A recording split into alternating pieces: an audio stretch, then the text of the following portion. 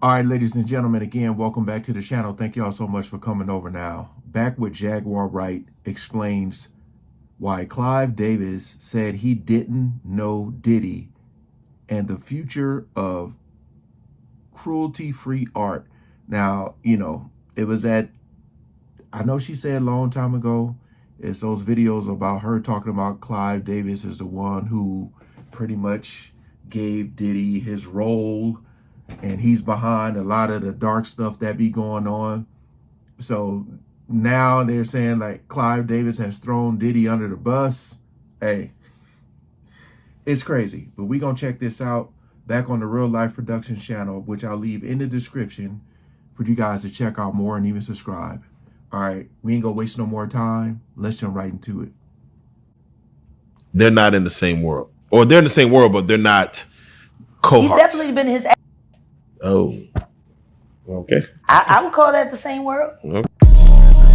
Real life.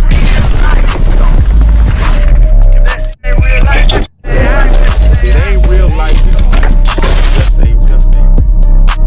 Real life street stars. You know what time it is. We're gonna segue to Cruelty Free Artistry.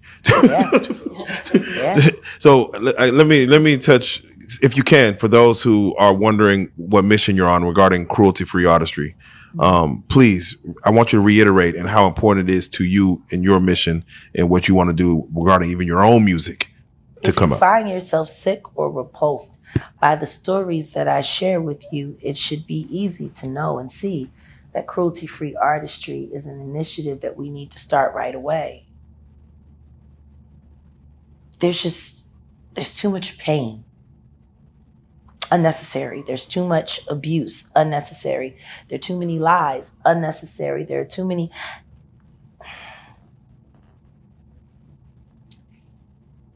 I feel every time I encouraged a girl to just avoid this producer or just avoid after they told me what they did to him. You know? I should have been, let's go to the police station, let's file a report. But the reason why I didn't was because I knew it was pointless. Want to know why? Because I was the girl that they used to send to the police station to drop off the money. So just in case the girl came by, they would just throw her police report. Oh, no. Cruelty-free artistry. Imagine having a talented child and never having to worry about them being assaulted or harassed in any way and still make it. Imagine going to the Grammys and knowing that your child actually has the best album and they're going to win it because they earned it and not because Jay-Z and Beyonce can't stand them. Like,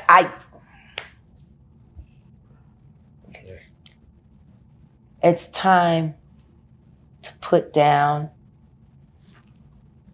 the archaic beliefs that you have to dominate something to run it well. I don't think you need domination to run something well. You can run an industry without domination. You can run it with partnership. You know, you can run it with real camaraderie. Even if you created a caste system, you can create respect within the caste. But that's not what happens in entertainment. I will say this is one of the most calmest I've seen her talk.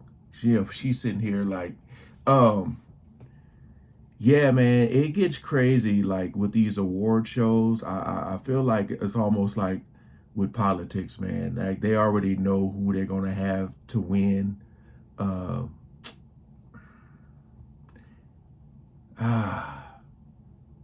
I know when she started talking about this Clive Davis stuff, though, man. Like he's probably trying to just separate himself from Diddy, but it's too late, brother.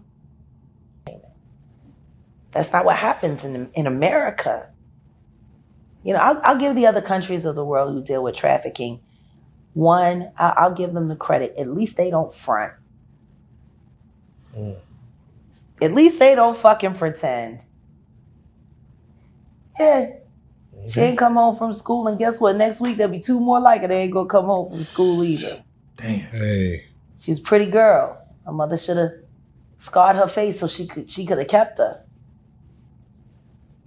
They do that in other countries. Scar their beautiful children. Wow. So nobody will want to take them. I think I heard about that too. Yeah. Oh, it's That crazy. happens everywhere else in the world. And guess what? It happens here too. Wyoming? Only difference is we lie about it. Because there's a predator in 1 out of every 4 homes in America. I was not lying. Yeah. The question is when that motherfucker gonna pop out on your kid. Oof. And if they're in the homes, that means they're in the studios, they're in the rehearsal halls, they're in the recording studios. You know, it don't take long to sexually assault somebody. The amount of time that it takes for a parent to go to the bathroom and come back after washing and drying their hands, your child could have been in that moment. Yeah. Dang. Yeah. Wouldn't it be nice to say, hey, your kid should become an artist too. They'll be safe, they'll be happy, and they're going to get all of their accolades and they're going to get all of their respect. And there's no respect. We got to bring respect back to music, and we got to bring honor and decency back to art. And thank you for being the spearhead of that movement and speaking it into existence, because it does need to exist. Not alone. I got a great partner. Yes. Shout out. That's what you need in life. You need it. They want us destroyed. I think when they look at me and Odell together, they see the passion for what we believe in. Right. You know, the relationship shit, you know, we say it all the time, and we've said it a lot in the beginning, just like even if love weren't on the table, we would still be working in this capacity with each other because we love working with each other. You know, we're both very driven and very passionate. And even in his experiences from going from being an artist or aspiring to be an artist and putting out his first project and then getting more behind the scenes and all that he's doing, I couldn't imagine working without him now. You know, the love part, that was the extra thing. And we both come to realize that God put us on a path, Do they have I know she always talk about Odell. Do they have like an interview, like a sit down together? I got to check for that because I would like to hear what he has to say too, because, you know, them together, like how she said, they don't like us pretty much exposing everything. I want to see what he has to say too. Because to be that close to her and to be backing her when you got so many people saying, oh, she lying and this and this and that and that. Yeah, I wanted to hear what he has to say too. On a mission. And there's something that we see that we need to get done and that we're going to bring other people along. And he said, you know what? You don't have to do this alone anymore. I got you. We're in it. Let's get in it. Oh. And I like the way when we're having those conversations, like when we were talking to that lovely gentleman from Berlin, Germany, and he was like, oh, wow, that's such a great pitch for Cruelty Free Artistry. And I was like, well, it wasn't a pitch. I was just speaking from the heart. And he said, hey, I got a list of VCs I want to send you. European VCs to get behind something as worthy as this, because it's necessary everywhere. There's cruelty everywhere. Yeah. Can I ask you about the cruelty in, Philadelphia? I got to get your take on a man ejaculating on a woman's leg. On a train? No, it was in a store, and he. That's normal. That's just been going on. I heard about that too. I'll never forget when one of my neighbors, I won't say her name because she's a survivor and it's long past that time. But when we were kids, the homeless man, he had what do they say, grape?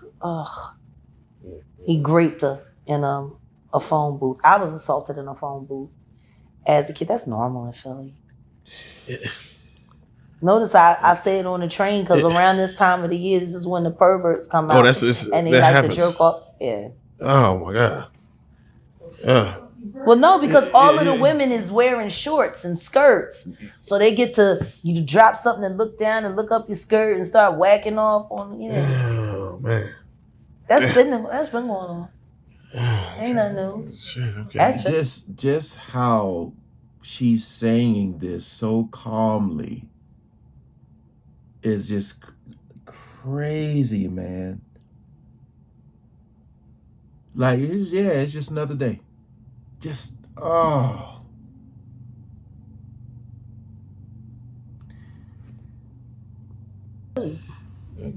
God bless Philly.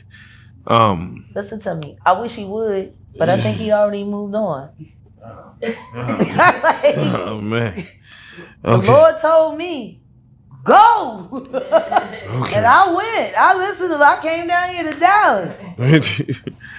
So with that being said, for your movement, what's happening next outside of Cruelty Free? What do you have next going on? I don't want to have this part of the conversation by myself. I have a partner there. He said you've been running the show. You've been running it. What about the wall? What about the tombstone? Well, what am I supposed to say? I don't have the synopsis with me. Why don't you tell them? Can you have? Is there a sneak peek? You could just kind of give us a. Okay, so basically, the wall that we have over at realjag.com is going to be kind of like me taking my investigations of different things that I'm looking at and kind of creating it in a realm of a whodunit. Like, for instance, if I were to put Ray J in the middle, Stacey Dash, or timeline, Stacey Dash, Ray J, Clive Davis, how are they all connected? Uh-oh, here we go. I want to say Diddy, but I don't. We're going to be going through all of those possibilities. Oh, okay. I wasn't supposed to that. answer. Okay. And when we started LA as a graveyard, then, it was like, okay, we can't just say that anymore, especially after I took them up to 35 for us to film about what happened to Mo there. It's hip hop. Yeah. And that's going to be moving on to Tombstone. Okay. And we'll be going through the unexpected, unusual deaths, unsolved murders, mysteries, things of that nature, things that I know, things that I'm directly connected to. We want to create this aspect because we want to start teasing people's minds into wanting to get these crimes solved, because the truth is, it seems like the hardest murder to solve in America is a rap murder. Yeah. They just don't seem to get solved. Yeah. Without question. That's a problem. Without question. Because we got over 35, 40 years of hip-hop homicides. Yes. How many of them get solved? Wow. Created the whole show. Yeah. Unsolved hip-hop mystery. Are you fucking kidding me? Hey. I have to ask you, you mentioned Clive Davis. They just showed him recently walking into somewhere, and they asked him about Diddy, and he said, who? Is that old age, or does he not, they're not in the same world? Or they're in the same world, but they're not cohorts? He's definitely been his ass. Oh. Okay. I would call that the same world. Okay. There it is. Pretty And for intertwined. him to say Diddy who is his way of saying, I'm not talking about Sean anymore. Maybe he's been playing cozy with the other Sean. Maybe he just got him another Sean. Sean Carter. Okay. Jay-Z's awful quiet.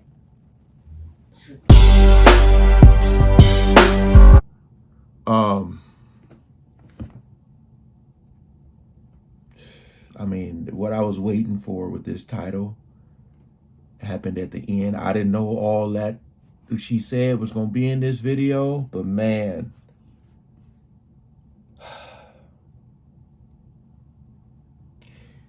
Like, I grew up in LA, South Central LA, between Vermont and Hoover. And then, you got Figueroa right there. And, you driving down Figueroa, you have all the streetwalkers and all that stuff. And, you know, a lot of stuff used to happen with them, you know, but that's what they used to do for a living. But of course, a lot of guys were taking advantage of them. We'll just say that. But like what she talking about happening in Philly, in the phone booths, on the trains, and just how calmly she said it, man, that is wild. Oh my goodness, man. I feel like she has to like have just seen so much, heard so much, knows so much. Like if I could ever like have a sit down with her, man, I don't even know if I'm ready for that, because I know my damn brain is probably gonna explode. But definitely you can tell Clive Davis is trying to separate himself, talking about who Diddy. Maybe he just don't call him Diddy, you know. But definitely